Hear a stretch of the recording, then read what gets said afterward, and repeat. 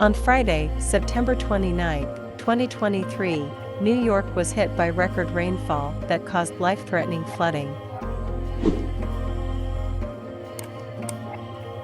The water rose quickly, leaving cars stranded and flooding basements in the most populous city in the United States.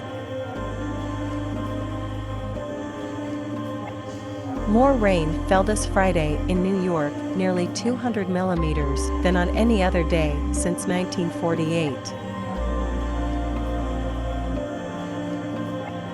A month's worth of rain fell in just 3 hours in Brooklyn, hit by some of the heaviest rainfall this Friday morning. Overall, as we know, this change in weather pattern is a result of climate change, said Rohit Agarwala, climate director for New York City.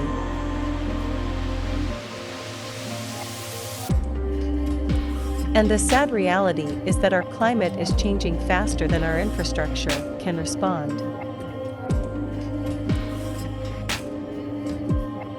New York Governor Kathy Hochul declared a state of emergency for New York City, Long Island, and the Hudson Valley on Friday morning.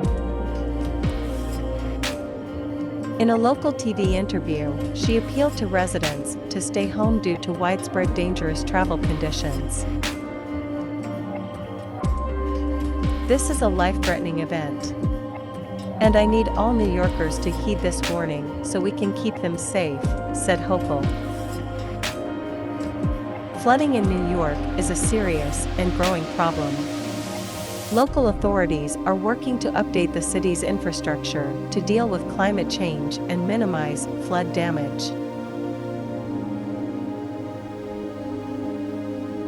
Thank you for watching.